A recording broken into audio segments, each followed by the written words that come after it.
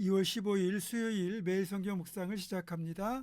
오늘 함께 나눌 말씀은 마태복음 11장 1절에서 10절 말씀입니다. 마태복음 11장 1절부터 10절의 말씀을 제가 봉독합니다. 예수께서 12제자에게 명하기를 마치시고 이에 그들의 여러 동네에서 가르치시며 전도하시려고 거기를 떠나 가시니라. 요한이 옥에서 그리스도께서 하신 일을 듣고 제자들을 보내어 예수께 여짜오되 오실 그이가 당신 이오니이까 우리가 다른 일을 기다리오리이까. 예수께서 대답하여 이르시되 너희가 가서 듣고 보는 것을 요한에게 알리되 맹인이 보며 못 걷는 사람이 걸으며 나병 환자가 깨끗함을 받으며 못 듣는 자가 들으며 죽은 자가 살아나며 가난한 자에게 복음이 전파된다 하라. 누구든지 나로 말미암아 실족하지 아니하는 자는 복이 있도다 하시니라. 그들이 떠나매 예수께서 무리에게 요한에 대하여 말씀하시되 너희가 무엇을 보려고 광야에 나갔더냐? 바람에 흔들리는 갈대냐? 그러면 너희가 무엇을 보려고 나갔더냐? 부드러운 옷 입은 사람이냐? 부드러운 옷을 입은 사람들은 왕궁에 있느니라. 그러면 너희가 어찌하여 나갔더냐? 선지자를 보기 위함이었더냐? 옳다. 내가 너희에게 이르노니 선지자보다 더 나은 자니라. 기록된 바 보라 내가 내 사자를 네 앞에 보내노니 그가 네 길을 네 앞에 준비하리라 하신 것이 이 사람에 대한 말씀이니라. 아멘. 여자가 낳은 자 중에 가장 큰 자라고 주님으로부터 칭찬받았던 세례 요한이 잠시 흔들립니다.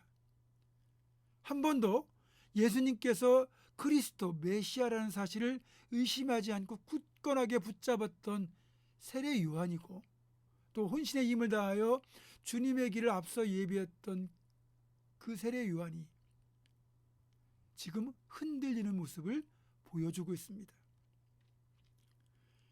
세례 요한이 얼마나 예수님을 좋아했는지 정말 주님의 길을 예비하는 걸 진정으로 기뻐하며 감당했고요. 또 그의 표현에 의하면 나는 그분의 신발끈 풀기도 부족한 사람이라고 자신을 낮추고 그분은 흥하여야 되겠고 나는 쇠하여야 하리라 하면서 모든 자신의 사역의 초점을 예수님께 맞추었던 최고의 선지자였던 그 세례 요한이 감옥에 갇힌 뒤에 의외로 흔들리는 모습을 지금 보여주고 있는 겁니다. 여러분, 제 아무리 그 신앙이 좋다 해도요, 누구나 한 번 정도는 해이가 들 정도로 신앙이 흔들릴 때가 있고요. 또 어쩌면 그때가 인생의 가장 힘든 때를 지나고 있을 때 그런 일들이 일어나는 걸 우리가 볼 수 있습니다. 세례 요한이 옥에 갇히게 된 건 분봉왕 헤롯이 자신의 동생의 아내, 즉 제수 씨를 아내로 들인 것을 비판하였기 때문이거든요. 당시 유대 지방의 분봉왕, 이 분봉왕은 로마 정부가 임명하는 왕으로서 어떤 지역을 분할한 뒤에 분할된 일정 지역을 다스리는 일종의 영주를 말합니다. 그런데 그 분봉왕이었던 헤롯이 윤리적으로나 신앙적으로 있을 수 없는 일을 저지른 것을 보고 아무도 지적하지 못할 때 오직 세례 요한만이 헤롯의 잘못을 지적했다가 경노한 헤롯에 의해서 옥에 갇히고 말았습니다. 물론 세례 요한은 옥에 갇힌 것 자체에 대해서는 따로 불평하지 않았습니다. 그러나 시간이 흐르면서 과연 자신이 예수님을 메시아라고 판단했던 것이 옳은지 고민에 빠지게 된 거죠. 메시아이신 예수께서 오셨다면 당연히 로마의 압제에서 이스라엘을 구원하실 것이라고 세례 요한도 생각했던 것 같아요. 그래서 예수님이 오시면 이 땅이 바뀔 줄 알았는데 여전히 세상이 바뀌질 않는 겁니다.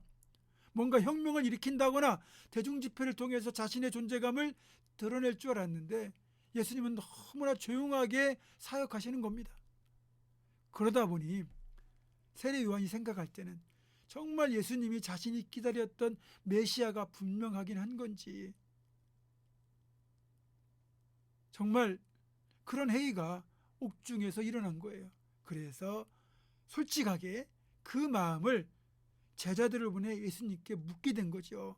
정말 오실 그이가 당신입니까? 아니면 우리가 다른 일을 기다려야 됩니까? 라고 질문한 거예요. 여러분, 세례 요한처럼 신앙의 해이가 드는 건 어찌 보면 당연한 거예요. 왜냐하면 세례 요한이 기대하는 구원의 방식, 그리고 주님 행하시는 구원의 방식이 달랐거든요. 세례 요한 역시 다른 사람들과 크게 다르지 않게 옥에 갇힌 자를 자유케 하는 정치적인 방식의 메시아를 통한 구원이었고, 주님은 우리가 아는 것처럼 십자가 죽으심을 통하여 우리를 구원하시는 방식을 택하신 거거든요. 나중에 이것을 이제 세례 요한도 알게 되지만, 어쨌든 세례 요한은 그 사실을 미처 몰랐고, 그렇기 때문에 잠시 회의에 빠진 거죠. 그렇게 자신을 찾아온 세례 요한의 제자들에게 주님이 직접 들려주신 대답이 오늘 본문 5절과 6절이에요. 맹인이 보고 못 걷는 사람이 걷고, 나병 환자가 깨끗함을 받고, 못 듣는 자가 듣고, 죽은 자가 살아나고, 가난한 자에게 복음이 전파된다고 전해라. 그러니까 세례 요한은 자신이 옥에서 해방되는 정치적인 구원을 원했지만, 예수님은 맹인의 눈을 뜨게 하고 나병 환자를 고쳐주시고, 못 듣는 자의 회복과 죽은 자의 부활, 가난한 자에게 복음이 전파되는 방식으로 구원이 이루어진다고 대답하신 겁니다.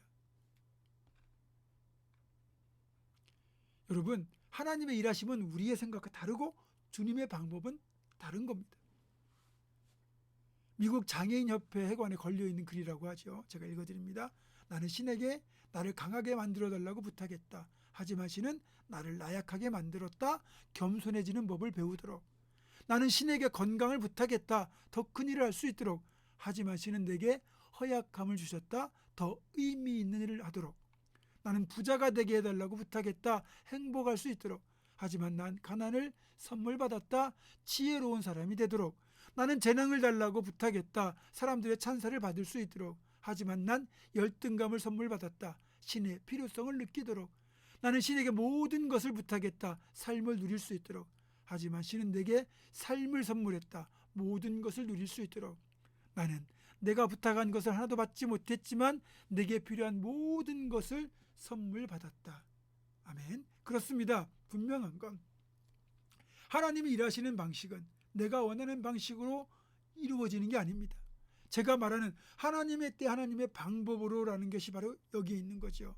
여러분, 그리고 우리가 살다 보면 때로는 의심에 빠지고 신앙까지도 해이에 들 수 있지만 그것 때문에 실족하는 건 절대 있어서는 안 됩니다.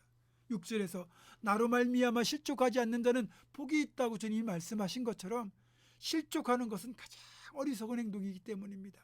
그래서 의심을 딛고 해이를 통과하여 믿음 가운데 굳게 서는 성도, 그리고 그 믿음으로 행하는 성도, 이게 가장 바람직한 우리의 모습이 되어야 합니다. 주님의 일하심 꼭 붙들고 끝까지 믿음으로만 행하는 우리 모두가 되기를 주님의 이름으로 부탁합니다. 기도하겠습니다. 하나님, 세례 요한조차 흔들릴 수밖에 없었던 주님의 일하심의 방식, 구원의 방식, 그것이 이제 내가 바라는 하나님의 일하심의 방식과 하나님의 응답의 방식이 다른 것도 다시 한번 저희들 깨닫게 됩니다. 하나님, 그래서 내가 원하는 때에 원하는 방법이 아니라 하나님이 원하시는 때 하나님의 원하시는 방법으로 모든 것을 이루시고 행하실 것을 바라보며 정말 흔들림 없이 믿음으로 하나님 꼭 붙들고 주님 꼭 붙들고 그렇게 저희들 오직 믿음 안에 생활하는 저희들 될 수 있도록 주여 도와 주시옵소서. 예수님의 이름으로 기도하옵고 이제는 우리 주 예수 그리스도의 은혜와 하나님의 사랑과 성령의 교통하심이 하나님의 때 하나님의 방법으로 일하실 것을 다시 한번 믿음으로 붙들고 나아가기로 굳게 결단하는 사랑하는 모든 성도들, 이들의 삶과 가정과 생업과 앞날과 우리 교회 위에 지금부터 영원토록 함께 하시옵기를 간절히 축원하옵나이다. 아멘.